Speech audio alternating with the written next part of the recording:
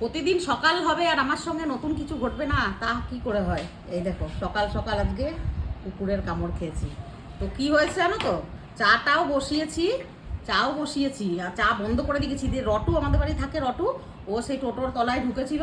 আর টোটোর যে চার্জিংয়ের তার থাকে, মানে ওই তারটা এমনি খোলাই ছিল, কারেন্টে ছিল না, তো ঢুকেছিল তলাতে। যাই হোক, বেরোতে গেছে আর ও কোনোভাবে ওই মানে পেঁচিয়ে গেছে তারের সঙ্গে। আর পা খুলতে মানে পারছে না, সবাই চেষ্টা করছে কিন্তু খুলতে পারছে না, সাহস পাচ্ছে না। সবাই ধরো ভয় পায়, কুকুরকে যতই হোক ভয় পায়, কেউ খুলতে পারছে না টোটোর নিচে। আর আমি এখান থেকে দেখতে পাচ্ছি যে ও ওরকম চেঁচাচ্ছে, কী ব্যাপার।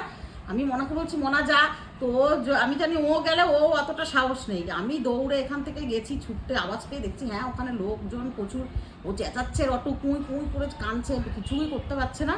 আমি গেলাম, অনেকক্ষণ চেষ্টা করলাম, ও হাতই দিতে দিচ্ছে না, মানে পাটা পুরো তারের সঙ্গে এমনি এমনি পেঁচিয়ে গেছে। কেউ সাহস পাচ্ছে না। দিয়ে বললাম টোটোটা একটু উঁচু করে ধরো, এই দিক ওই দিক, কোনোভাবেই কিছু করতে পারছি না। মুখটা আমি চিপে ধরছি, আমি কেউ সাহস পাচ্ছে না মুখ ধরা। আমি বলছি আমি মুখটা ধরছি, তোমরা খোলো। আর মুখ কেউ ধরতে পারছে না। তাও আমি মুখটা ধরেছি আর মানে ছুটে গেছে, ব্যথা তো পায়ের গিটের সঙ্গে পেঁচিয়ে গেছে। আর ঘ্যাচ করে এই যে বসিয়ে দিয়েছে 2-3 জায়গায়, পুরো এগুলোতে আছড়েছে। কিন্তু তাতে আমার কোনো নেই, আমি তার জন্য বিন্দু মাত্রই না, কারণ আমার ভ্যাকসিন নেওয়াই থাকে, 5টা ভ্যাকসিন আমার আপ টু ডেট নেওয়াই থাকে। আর তারপরে যে সামান্য একটু কামড়েছে বলে যে তার জন্য ওই বাচ্চাগুলোকে ভয় পাবো, ওদেরকে আমি রেস্কিউ করবো না, এই ধরনের পিছু হাঁটার মানুষ আমি নই। তো কামড়েছে, ওতে কিছু না। কিন্তু যাই হোক, তারপরে অনেক কষ্ট করে টোটো মোটো ধরে সবাই ছেলেরাও আসলো, তারপরে ওই পেঁচিয়ে খুলে দিলাম তারটা।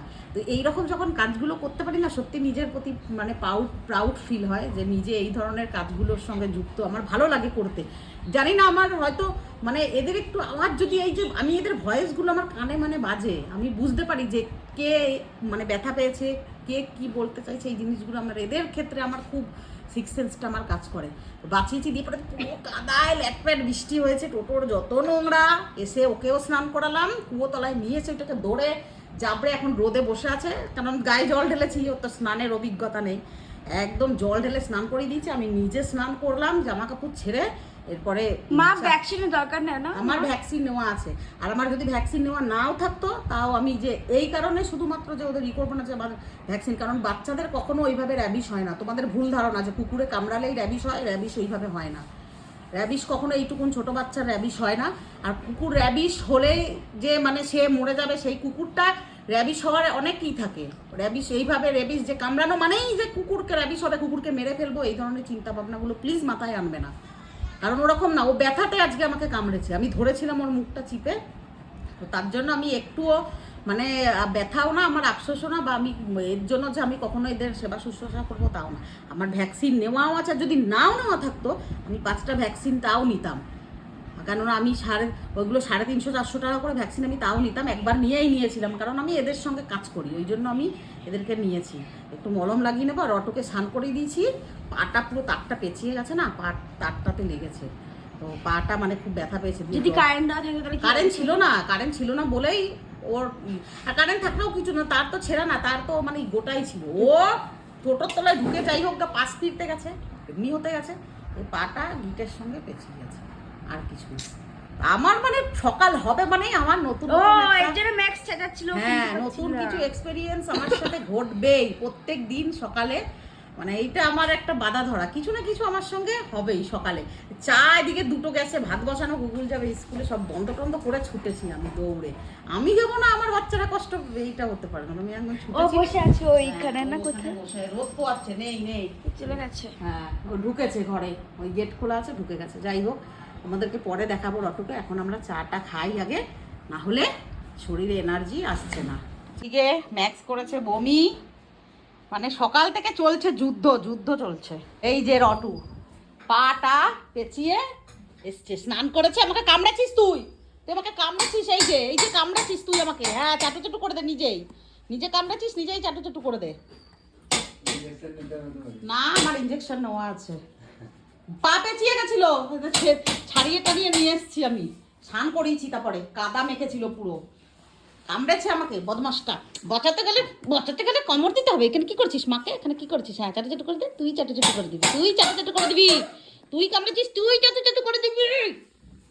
বদমাসটা সকালে এখানে ডাকি, তখন নাচতে যাবে খাবার খেতে, কুড়ায় খাওয়াই 4 বেলা, তাতেও খাওয়াই হয় না। সব শুয়ে আছে বাবা মাগুলো, এইটাই বদমাসটা খালি বিপদ বাঁধায়।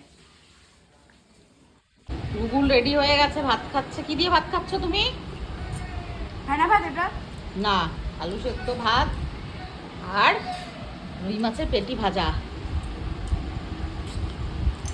কিন্তু মেঘ মেঘ করেছে, ছাত্রী তো নেই হ্যাঁ ঘর পে। ভিজে ভিজে আসবো। হ্যাঁ, দাদা রেডি, দাদা রেডি হয়ে যা, দাদা দিয়ে আসবে, একা একা যেতে হবে না। সে একা একা যাবো না, আসবো তো একা একাই। না, একা একাও কই আসিস, পাঠাই না দাদাকে। না মানে আজকে তারা বৃষ্টিতে ভিজতে পারবো না। হ্যাঁ সেটাই তো, দাদা দাঁড়িয়ে থাকবে, দাদার সঙ্গেই আসবি। যাও, সব নিয়েছ?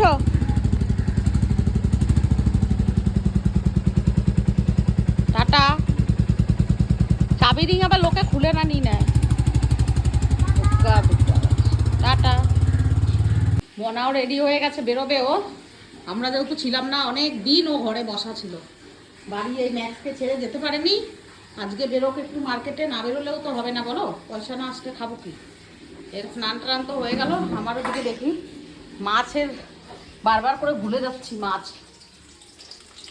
ও এই যে এগুলো ভাজা হয়ে গেছে, আর এখানে 2 পিস পেটি, এই দুটো একটু কড়া করেই ভাজলাম, এই দুটো এমনি ভাতে ভাজা খাওয়ার জন্য।